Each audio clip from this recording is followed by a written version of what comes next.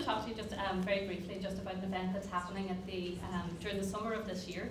It's called the North Atlantic Fiddle Convention, and this is one of my current babies. This time 6 weeks. I was lying up the road in Letterkenny having a wee boy. So this is my next baby now. I'm moving on to this one now. So fiddles galore.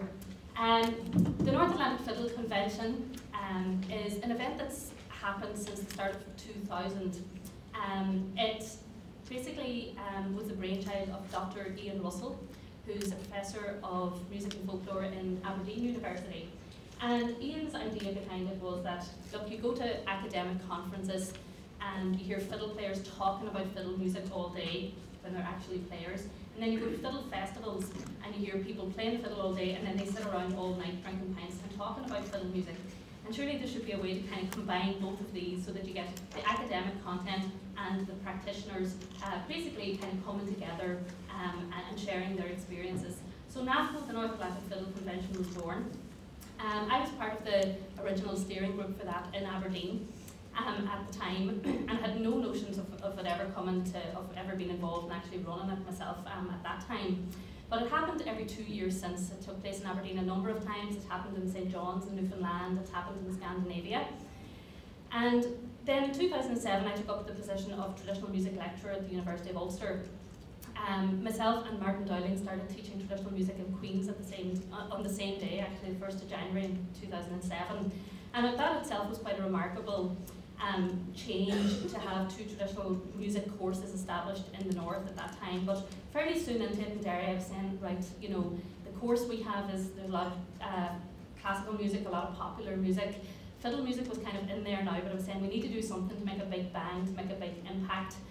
So one dull day in Derry, I thought, well, why not bring the North Atlantic Fiddle Convention to the university and try and kind of give this a bit of profile and kick-start it.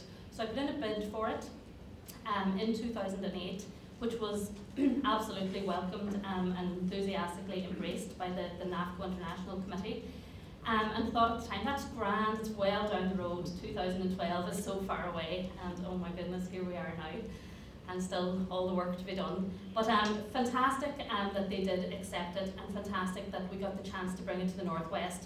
And while it does, one of the conditions of the brief for NAFCO is that it has a home in the university, so hence the University of Ulster. It didn't make any sense to me to bring a fiddle festival just to the city of Derry when we're right on the doorstep of Donegal, which has one of the most internationally recognised fiddle traditions in the world. And so it was like, why not make this a Northwest celebration? We'll do it in the city of Derry and across Donegal. And so we have the rich indigenous tradition and then the city facilities then as well. So that's the plan of action for June 2012. The festival starts on the 27th of June and runs through to the 1st of July. Doing it as a cross-border initiative obviously makes sense in so many ways, but also presents a lot of challenges. And of course, one of the biggest challenges in doing anything like this is not my job, this is not my day job. This has just been done kind of on the side, in the cracks between everything else that has to be done.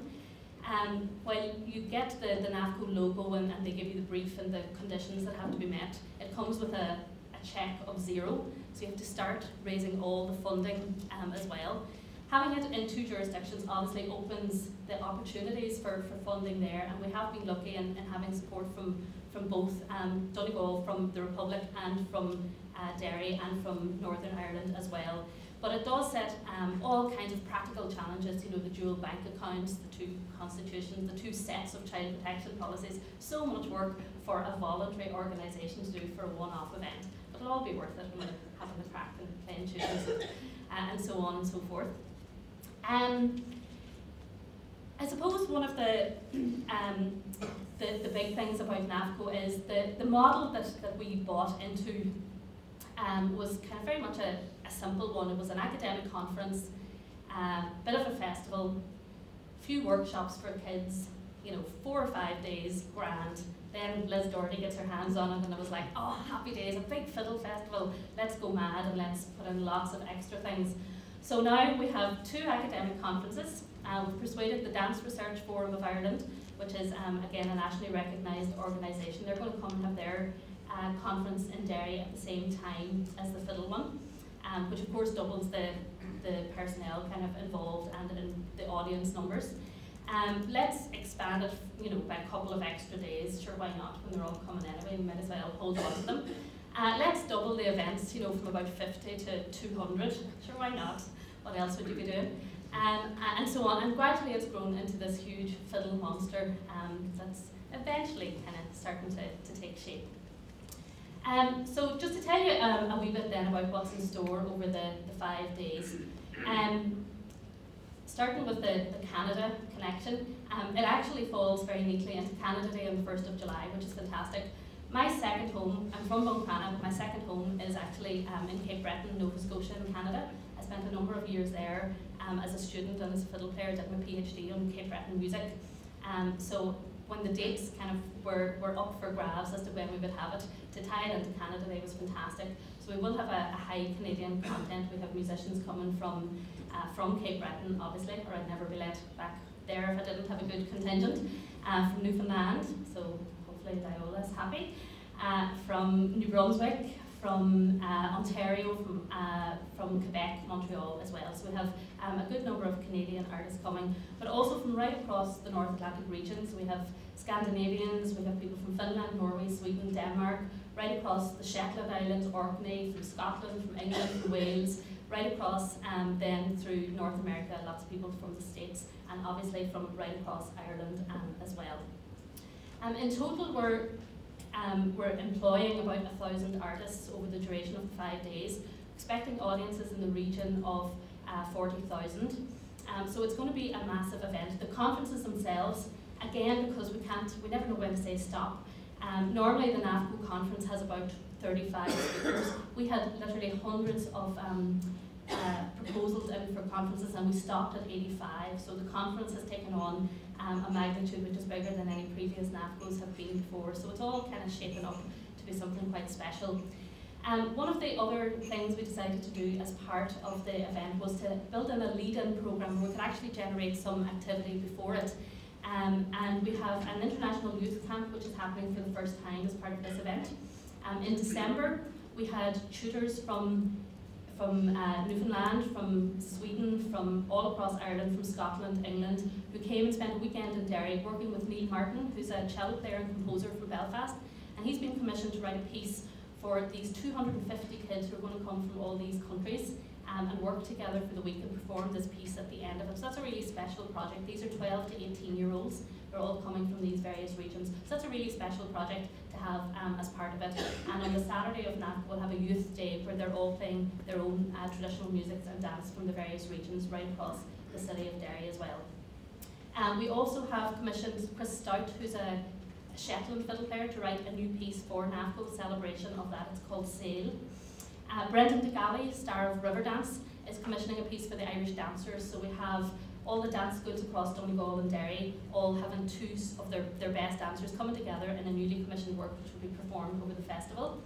And so lots of these projects that are up and running. The International Ceilidh project is already being kind of taken off the ground since about September.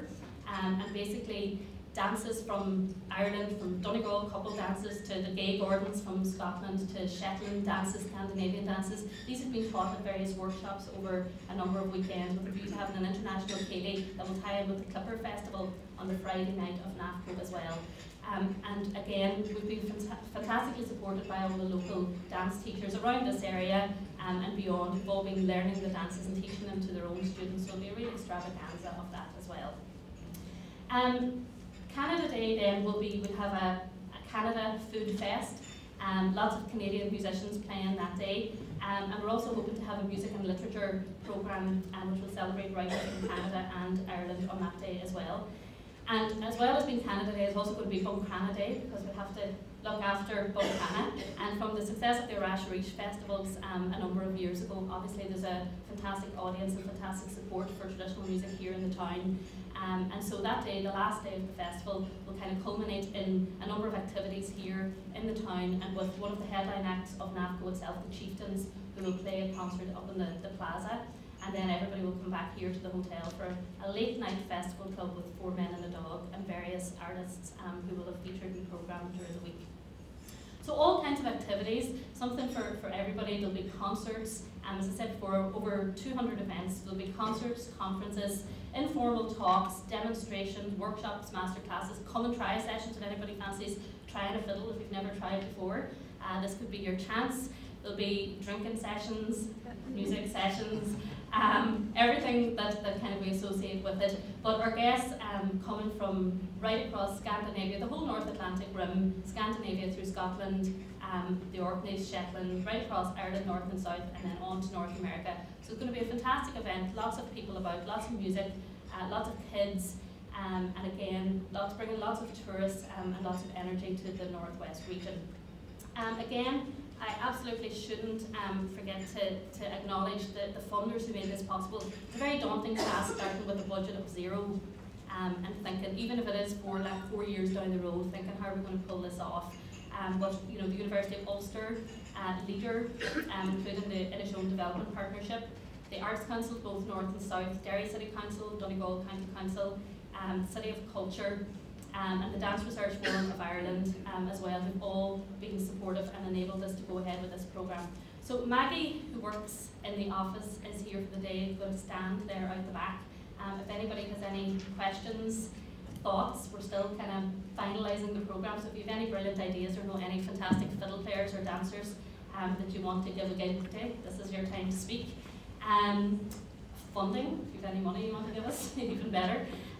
But hopefully it's going to be a fantastic one-off event, and it's brilliant to have it here in Donegal. So it'll be in Culdaff, Buncrana, Letterkenny and Glenties, and then the 5 days in the city of Derry as well. So hopefully, for those of you who are around here, you'll hear lots about it over the coming months.